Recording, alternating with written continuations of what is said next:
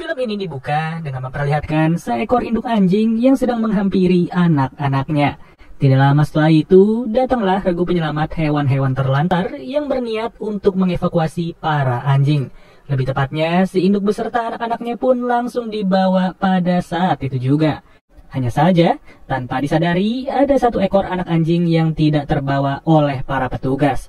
Dari situlah anak anjing yang berwarna merah serta paling berbeda sendiri itu pun tidak bisa ngapa-ngapain lagi selain pasrah sepasrah-pasrahnya.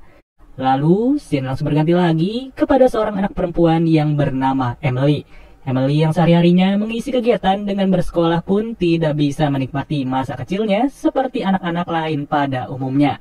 Untuk tempat tinggalnya sendiri, Emily beserta ibunya masih harus menyewa sebuah apartemen yang dimiliki oleh pria berjenggot bernama Packard. Sebagai orang tua tunggal, tentu ibunya Emily yang bernama Maggie harus pintar-pintar membagi waktu antara pekerjaan dan juga mendidik anak. Tapi sayangnya Maggie tidak sanggup untuk melakukan itu semua, melainkan ia lebih memilih untuk fokus pada pekerjaannya. Ditambah lagi, Maggie juga harus rapat keluar kota serta meninggalkan Emily selama beberapa hari di apartemen ini. Maka dari itulah, Maggie pun berencana untuk memanggil adik laki-lakinya yang bernama Casey demi menjaga Emily selama dirinya pergi. Kemudian, scene kembali berpindah kepada Casey yang terlihat tidak memiliki tempat tinggal tetap. Casey yang harus tinggal di sebuah mobil pun selalu dicurigai keberadaannya oleh para polisi, sampai-sampai ia harus terus menghindar dengan berbagai alasan. Ya, mau bagaimana lagi, sudah tidak memiliki tempat tinggal tetap, pengangguran pula. Entah kenapa hal itu sangat melekat di dalam dirinya Casey yang setiap hari harus ditolak oleh berbagai perusahaan. Jelas berbeda halnya dengan Emily yang selalu mencari hiburan dari para tetangga di apartemennya. Baik itu dari seorang pria yang sangat ahli dalam melakukan trik-trik sulap dan juga dari seorang nenek yang sangat hobi untuk mengkonsumsi susu kental manis. Kalau dilihat-lihat sih, Emily ini sangatlah peduli dengan lingkungan sekitar yang dimana ia selalu mengumpulkan kaleng-kaleng bekas untuk didaur ulang. Saking pedulinya, tetangga-tetangga di luar apartemen pun benar-benar respek kepada Emily, apalagi Emily sendiri masih duduk di kelas 6 sekolah dasar. Pada situasi yang berbeda, seekor anak anjing berwarna merah yang sempat kita lihat di awal film sudahlah memberanikan diri untuk pergi. Tidak diketahui pasti anjing ini ingin pergi kemana, tapi yang jelas ia seperti berusaha untuk mencari keberadaan saudara-saudaranya beserta induknya. Dengan warna yang merah seperti lobster, orang-orang pun tidak tertarik sama sekali dengan anjing tersebut. Sampai pada akhirnya, anjing itu pun tertarik untuk merebut makanan milik para burung yang berada di taman. Dan siapa sangka, dari ketertarikannya itulah, ia pun dipertemukan dengan seorang kakek-kakek bertopi coklat yang terlihat sangat ramah. Di sisi lain, Casey baru saja tiba di kediamannya Maggie dan tanpa basa-basi lagi, Maggie pun langsung menitipkan Emily kepada adiknya itu. Dengan segala pesan yang disampaikan, tentu saja Casey sangat-sangat tidak berpengalaman untuk mengurus seorang anak perempuan. Tapi apa boleh buat, sebagai paman yang baik, Casey pun langsung memulai harinya dengan menemani Emily berangkat ke sekolah. Awalnya sih memang mereka hanya bertujuan untuk berangkat ke sekolah pada saat itu. Namun tidak lagi setelah Emily mulai tertarik dengan sebuah tenda yang berada di area taman. Setelah dihampiri lebih dekat, ternyata tenda itu berisikan bermacam-macam hewan dengan berbagai ukuran yang tentu saja sangat-sangat berbeda. Yang ternyata, seluruh hewan itu adalah hasil rescue dari seorang kakek-kakek bertopi coklat yang sudah kita lihat sebelumnya.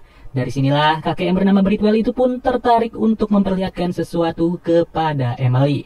Dan benar saja, tanpa pikir panjang lagi, Emily langsung ditawarkan oleh kakek Britwell untuk merawat seekor anak anjing yang sempat ia selamatkan. Sudah jelas ya, melihat anjing itu, Casey pun langsung terheran-heran kenapa anjing tersebut sangat berbeda dari anjing kebanyakan. Bahkan Casey sempat menduga kalau anjing itu adalah korban dari radiasi nuklir.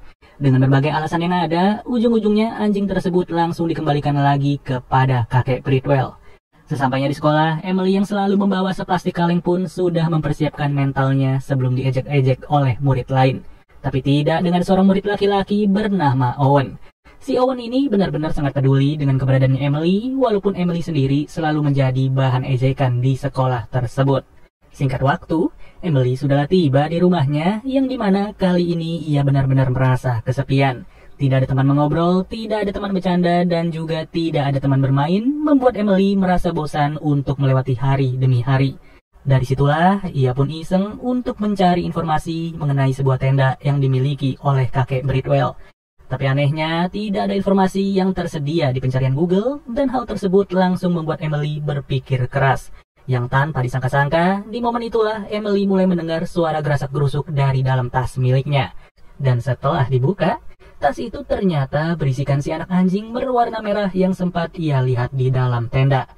Tidak diketahui pasti sejak kapan anjing itu berada di dalam tasnya Emily, tapi yang jelas moodnya Emily langsung berubah dalam sekejap.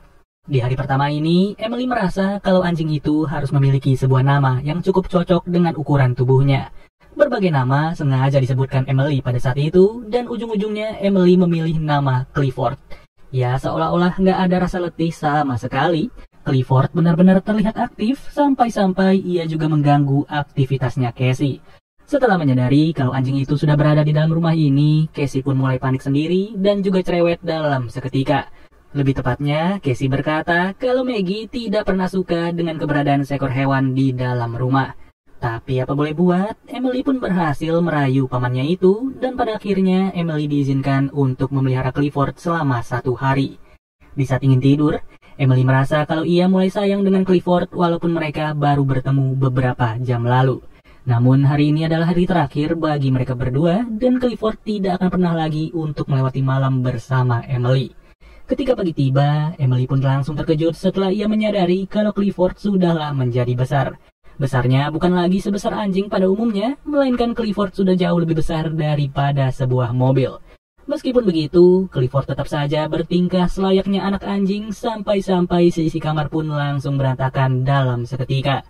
Atas hal itulah, Emily bergegas untuk melapor kepada Casey, dan tanpa ragu Casey berencana untuk menggotong Clifford yang ia anggap sangat kecil. Sayangnya, untuk kali ini Clifford jauh lebih besar dari seorang Casey. Tentu saja, dari apa yang ia lihat, Casey mulai terheran-heran kenapa Clifford bisa menjadi raksasa seperti itu. Dengan kondisi rumah yang sudah berantakan, Emily bersama Casey semakin dibikin panik setelah mereka mendengar kalau Packard sudah menunggu di depan pintu. Sambil memberikan alasan kenapa rumah ini bisa begitu berantakan, Clifford pun sengaja disembunyikan di dalam kamarnya Casey. Hanya saja, tanpa mereka sadari, Clifford sudah keluar melalui pintu yang lain demi menyempatkan diri untuk mengendus bokongnya Packard yang lagi mengecek pipa. Beruntung, Packard tidak sadar akan hal itu dan situasi masih berjalan aman-aman saja sampai sekarang ini. Meskipun begitu, Casey tetap memutuskan untuk membawa Clifford ke mobilnya yang tergolong mepet untuk mengangkut Clifford. Ya, tapi mau bagaimana lagi, untuk pertama kalinya Clifford pun mulai diperlihatkan ke hadapan publik. Dan sudah pasti hal itu mengundang perhatian dari para warga beserta seorang Owen. Di saat yang bersamaan, Clifford tidak sengaja melihat sebuah bola besar yang sedang dimainkan oleh salah satu pria. Alhasil bola itu pun langsung dianggap mainan oleh Clifford sendiri, sampai-sampai ia nggak peduli mau ada orang apa enggak di dalamnya.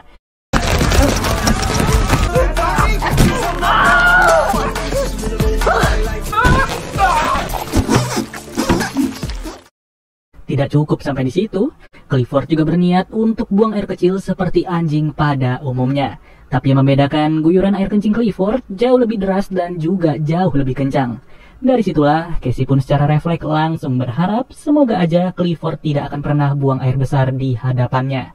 Pada lain situasi, scene mulai mengarah kepada sebuah perusahaan bernama LifeGrow. LifeGrow sendiri dipimpin oleh seorang laki-laki bernama Tyrion yang dimana ia mempunyai ambisi untuk menciptakan bermacam-macam hewan aneh. Tentu hal itu tidaklah semudah imajinasinya yang dimana Tyrion sendiri sudah mengeluarkan $400 juta sebagai modal.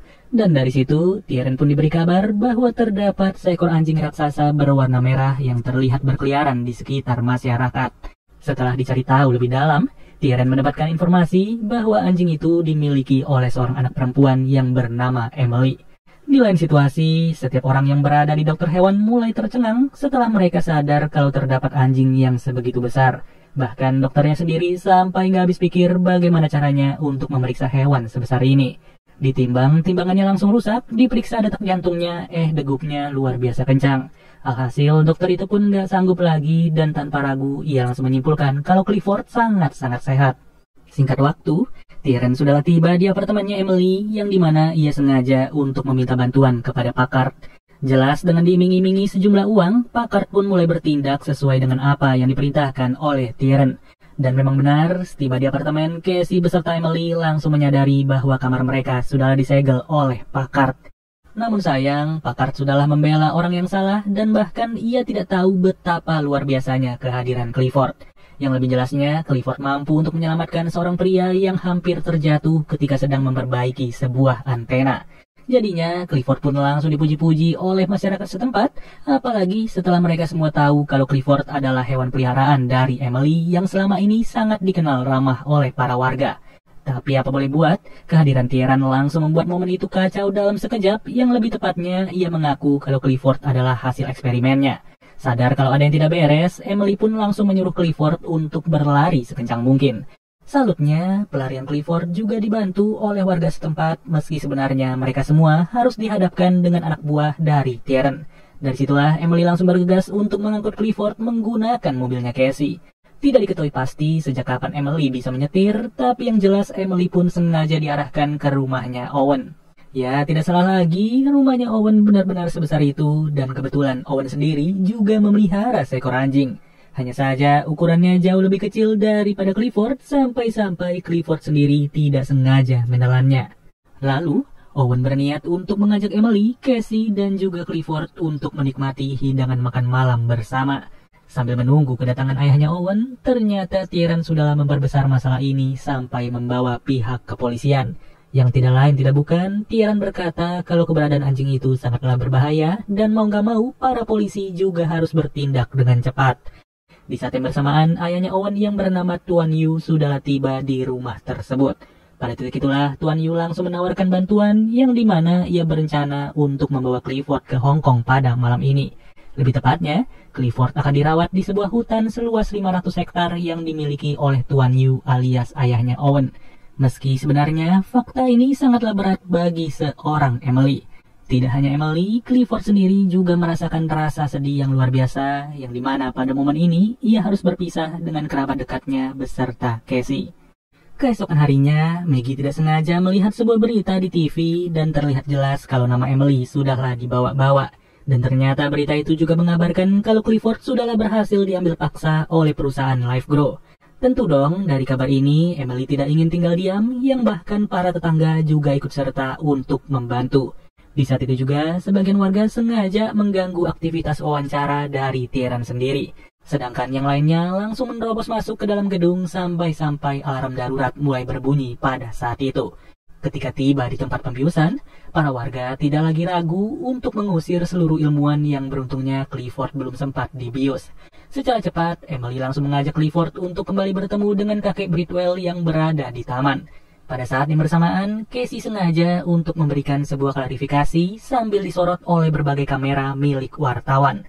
Lebih tepatnya, Casey berkata kalau Clifford sama sekali tidak berbahaya dan ia merupakan anjing yang sangat ramah dengan siapapun. Kemudian, Clifford masih saja terus berlari dari kejaran para polisi yang masih terpengaruh dengan perkataannya Tieran. Beruntung, Emily sudah tiba di taman kota demi mencari jawaban kenapa Clifford bisa sebesar itu. Namun ternyata kakek Bridwell sendiri tidak tahu menau akan hal tersebut. Yang dimana kakek Bridwell hanya bisa berkata kalau rasa sayang Emily lah yang membuat ukuran Clifford menjadi raksasa. Terlebih lagi dalam kondisi seperti ini, Emily benar-benar peduli dengan keberadaan Clifford sampai-sampai ia rela pasang badan untuk menghadapi para polisi. Bahkan mau secanggih apapun alat perubah perasaan yang dibawa oleh Tieran, tetap saja hatinya Clifford sudah berlabuh kepada Emily. Ya, siapa yang menyangka kisah ini benar-benar menjadi inspirasi bagi seluruh warga, terutama bagi Maggie yang tidak lagi berniat untuk memarahi adiknya alias Casey. Dan bahkan membuat Casey terkenal sehingga ia mampu untuk mendapatkan pekerjaan tetap. Terlebih lagi, dari kisah itulah keberadaan Clifford benar-benar berjasa bagi Packard sendiri. Di akhir film, seluruh warga sengaja bahu-membahu demi membangunkan sebuah rumah untuk Clifford yang sangat gemar membantu sesama. Ya, pada intinya film ini benar-benar menarik dari segi konsep maupun ceritanya. Dan yang terpenting sih, banyak pelajaran yang bisa kita ambil dari film ini. Oke deh guys, mungkin segini aja pembahasan alur cerita dari film Clifford the Big Red Dog 2021. Sampai bertemu lagi di video berikutnya. Gua Nandi cabut dulu. Dadah.